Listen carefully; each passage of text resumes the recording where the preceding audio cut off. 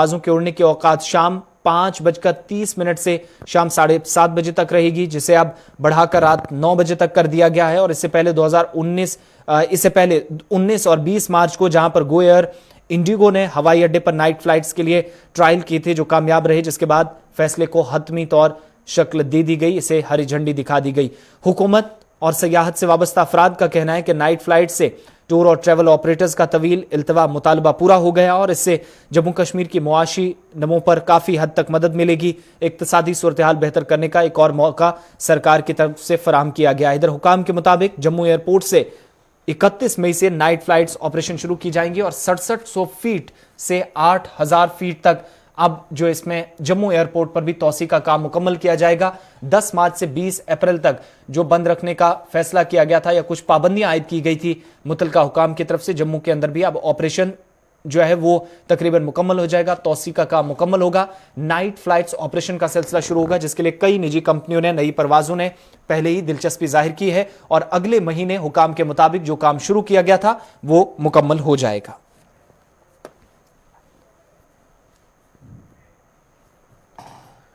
बढ़ते आगे, बात अब जम्मू कश्मीर इंतजामिया की। मुख्तलिफ महकमों की कारकर्दगी क्या रही है साल 2015 से 2019 तक, इस हवाले से CAG की कई अहम रिपोर्ट्स जब सामने आई हैं तो कई अहम खुलासे हुए हैं। महकमा फूड हो, बाकी तमाम महकमे हो, इस हवाले से महकमा अमूर सारिफीन व अवामी तकसीमकारी भी नाकाम हुआ है। CAG की रिपोर्ट में बड़ा इंकशाफ यह हुआ है कि 15 में से महज 1 लाख राशन कार्ड तकसीम किए गए। महकमा फूड पर पहला सवाल उठा है। महकमे ने सरकारी खजाने को 2.76 करोड़ रुपए का नुकसान पहुंचाया है, यह भी CAG ने खुलासा किया है। जम्मू कश्मीर इंतजामिया के कामकाज पर इसलिए भी सवाल उठे हैं या जो साबिका सरकार रही है, निजाम रहा है, गवर्नर से लेकर उससे पीछे सरकारों तक 2019 तक की, चूंकि CAG ने अभी जो रिपोर्ट है वो शाया की है और मुख्तलिफ स्कीमों के अमलावरी में CAG ने खामियां पाई हैं। निजाम को दुरुस्त करने पर जोर दिया गया। मुख्तलिफ सरकारी महकमों पर सवाल ज्यादा उठाए गए हैं जिनकी जिम्मेदारियां काफी ज्यादा थी। फंड्स तो वागुजार किए गए, लेकिन सरकारी आदादोशुमार बताते हैं कि उनकी तरफ से कोई जवाबी रिपोर्ट सरकार के नोटिस में बरसों बाद भी नहीं लाई गई है।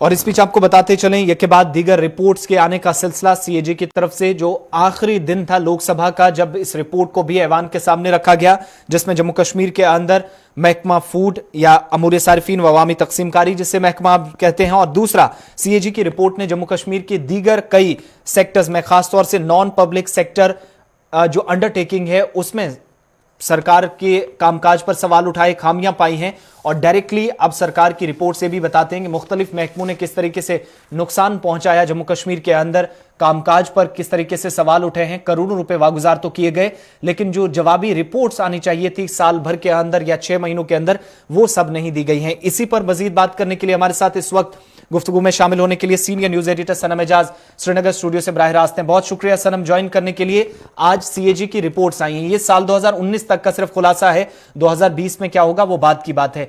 2019 तक जो करीब 3 करोड़ रुपए का नुकसान महकमा फूड का CAG की रिपोर्ट में इंकशाफ हुआ है और बाकी महकमों को भी जो डिटेल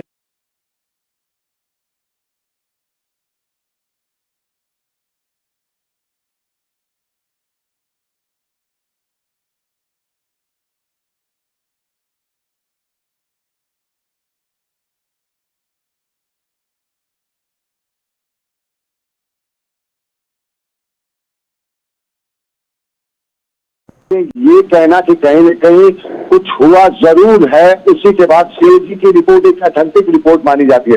और अगर CAG की रिपोर्ट को जो टेबल हुई है उसका हम देखें तो रियासत के, यानी जम्मू कश्मीर के, आज की रियासत, आज की UT के सभी विभाग, सभी डिपार्टमेंट कहीं न कहीं इसमें मुलविस है। और सबसे बड़ा घोटाला इसे कहें, इससे ये कहें कि काम की कायली कहें या क्या लफ्ज इसके लिए इस्तेमाल करें, ये समझ नहीं आ रहा, क्योंकि अक्सर डिपार्टमेंट्स में UC यानी यूटिलाइजेशन सर्टिफिकेट जो है, जो सरकार उनको फंड देती है और इन फंड्स को कहाँ पे, किस मद में, किस डिपार्टमेंट, किस विभाग, किस सेक्टर में खर्च किया गया, ये पेश नहीं की गई है। यानी ये जो पैसा है, देखिए माजी में प्रैक्टिस यहाँ पे रही है और बहुत से ब्यूरोक्रेट इसके लिए मशहूर भी है।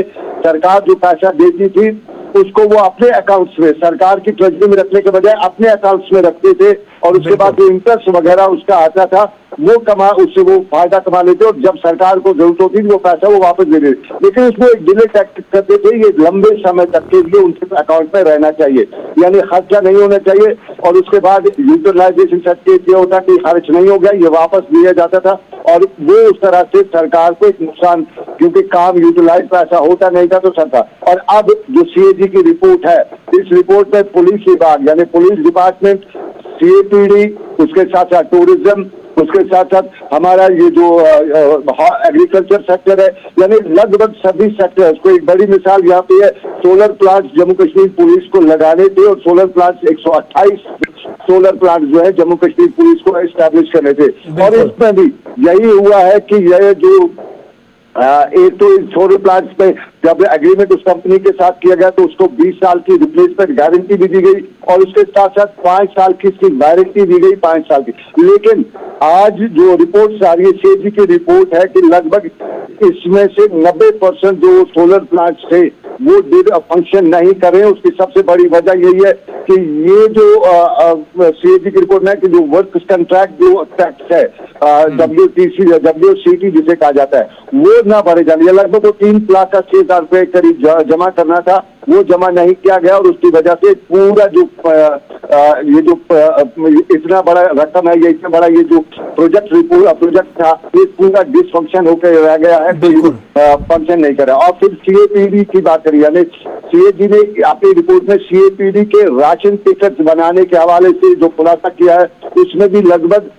110 लाख करीब लोगों को राशन कार्ड नहीं मिले। क्योंकि आपको याद होगा 2015 के आसपास में जम्मू कश्मीर में 2011 की सेंसस के हिसाब से नए राशन कार्ड बनाने के लिए एक MOU साइन होता है जम्मू कश्मीर बैंक और सीएपीडी डिपार्टमेंट के लिए, और इसमें लगभग 2,76,000 जो लोग हैं राशन टिकट के साथ साथ उनको ये जो बनाने थे राशन टिकट, और ये MOU साइन हुआ था, एक माफ कीजिए 1,82,82 रुपए के रकम का। तो इसमें भी यही हुआ कि लगभग 10 लाख राशन कार्ड जो है वो नहीं बनाए गए, 9 लाख की टोटल राशन कार्ड बनाए गए। और फिर यहाँ एक तरफ से राशन कार्ड की क्राइसिस हुई, दूसरी तरफ राशन की क्राइसिस, क्योंकि जिसके पास राशन नहीं था और ये राशन न होने की वजह से, राशन कार्ड न होने की वजह से वो राशन से भी मारूम हुए। लगभग 12 लाख के करीब लोग इस वक्त राशन नहीं, ये इसका है। और तो अगर देखा जाए ये, लेकिन ये इस वक्त के जो सरकार है उनका नहीं है,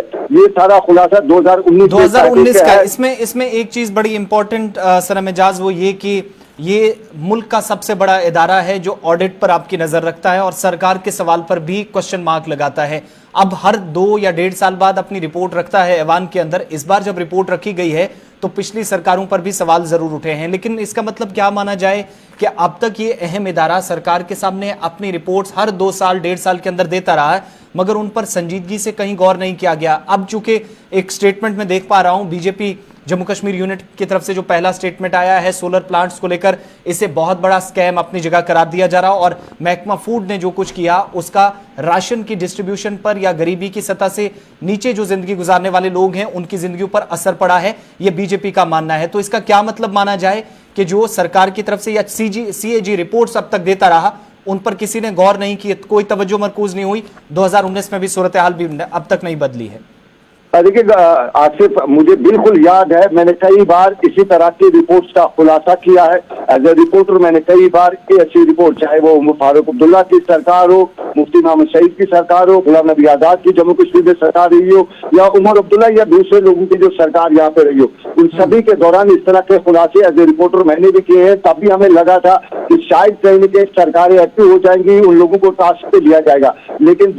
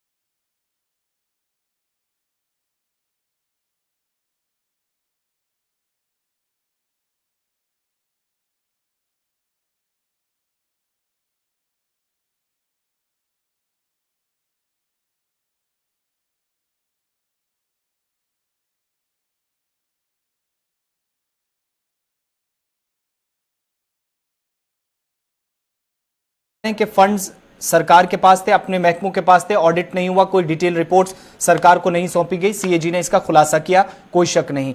मगर पंचायती राज के इस निजाम को मजबूत बनाने के जो दावे हैं सरकार के, उसके बाद डायरेक्टली अब पैसा ब्लॉक और पंचायत लेवल तक जाएगा।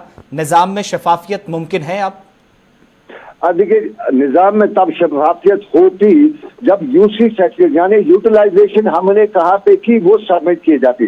सरकार को पैसा दिया, सरकार पैसा देती है किसी भी डिपार्टमेंट, चाहे वो रूरल डेवलपमेंट हो, चाहे हेल्थ सेक्टर हो, चाहे दूसरे इदारे हो, सबों को पैसा रिलीज किया जाता है। लेकिन ये पैसा कहाँ पे रिलीज किया है? यूटिलाइजेशन सर्टिफिकेट का वही मतलब होता है कि हमारे पास अगर 100 करोड़ रुपया तो हमने 5 करोड़ रुपए फलाने काम पे, यानी अपना डिटेल्स गोशवारा जिसे उर्दू में कहें, वो ये सबमिट नहीं किए जाते। और कभी भी लगभग अक्सर यही सवाल होते हैं, सीएजी ने हर बार यही सवाल उठाया है कि यूटिलाइजेशन सर्टिफिकेट्स नहीं दी गई हैं। तो साफ जाहिर है जब तक न पैसे का हिसाब होगा कि कहाँ पे खर्च हुआ, किस हिसाब से खर्च हुआ, तब तक ग्राउंड पे यूं कहें कि सही तौर पे काम और पैसा, इस पे सवाल उठते ही रहेंगे।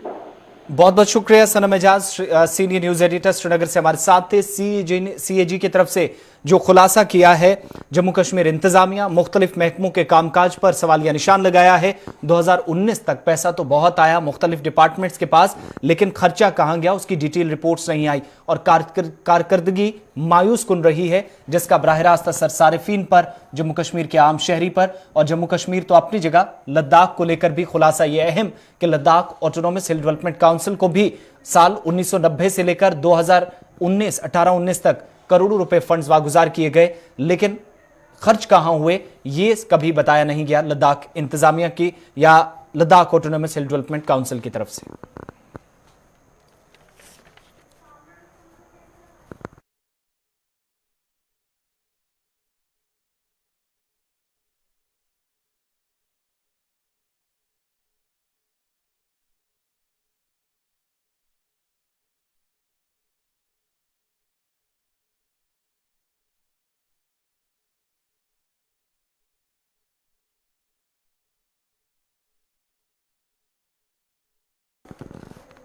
बात अब जरा उधमपुर की, जहां पर एक पुलिस एहलकार ने अपने सीनियर पुलिस एहलकार की जान ले ली। जखेनी मोड़ उधमपुर में जम्मू श्रीनगर कौमी शाहराह पर, जहां पर ड्यूटी पर तैनात 2 पुलिस एहलकारों में दौरान शब कहासुनी हुई है और आपसी रसाकशी के बीच एसपीओ ने कांस्टेबल को उसी की सर्विस राइफल से गोली मार दी।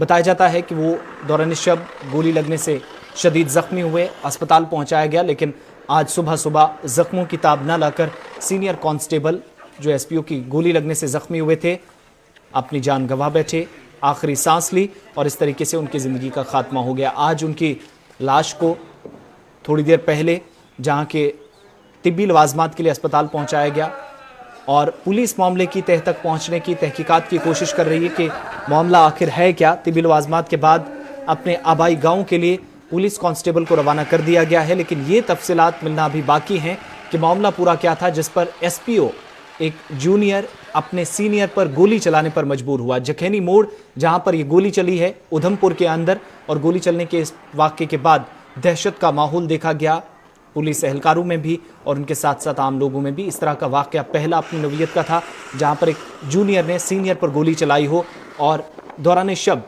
कहासुनी हुई, दोनों में तू मैं हुई और ये झड़प जो मामूली सी झड़प थी बातचीत से तब्दील होती होती फायरिंग के वाक़े तक जा पहुंची, जिसमें सीनियर पुलिस कांस्टेबल की जान चली गई। आज सुबह आखिरी सांस ली उधमपुर के अस्पताल में।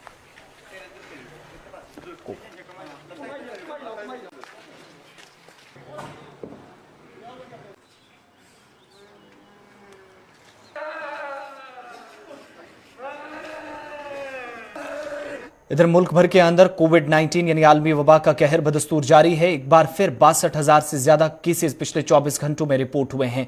मुख्तलिफ रियासतों के अंदर मजहबी मकामात पर पाबंदी आयद की गई है। जुज़वी पाबंदी से लोगों को एहतियात बरतने की भी अपील की गई है और ज्यादा भीड़ या अवामी मकामात पर ज्यादा लोग एक जगह न इकट्ठा रहें, इस बात को यकीनी बनाने पर जोर दिया गया है। इधर मरकजी सरकार की तरफ से जम्मू कश्मीर इंतजामिया समेत मुख्तलिफ रियासतों और मरकज के जेर इंतजाम इलाकों की इंतजामिया को हिदायत जारी की गई है कि कंटेनमेंट जोन्स के अंदर मजीद पाबंदियां आयद की जाए, सख्ती बरती जाए और कोविड गाइडलाइंस पर अमल दरामद न करने पर जुर्माना या सख्त कार्रवाई का भी जम्मू कश्मीर समेत दीगर रियासतों के अंदर भी इकदाम इस वक्त किए जाने चाहिए।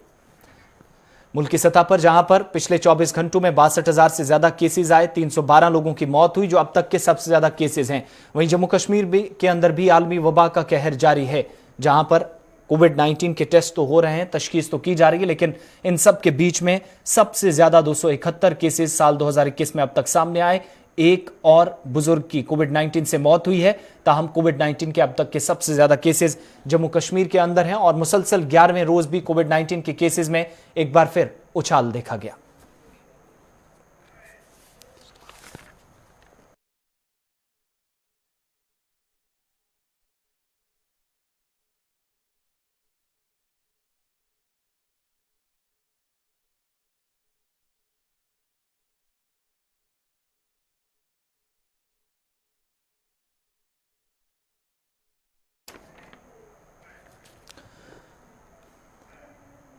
किश्तवाड़ टाउन में ड्रेनेज के अबतर निजाम से मकामी लोगों ने शिकायत करते हुए कहा कि अगरचे उन्होंने मुतलका हुकाम के नोटिस में कई बार ड्रेनेज की खस्ताहाली का मामला लाया, बावजूद इसके यकीन दहानियों के सिवा उन्हें कुछ हासिल नहीं हुआ।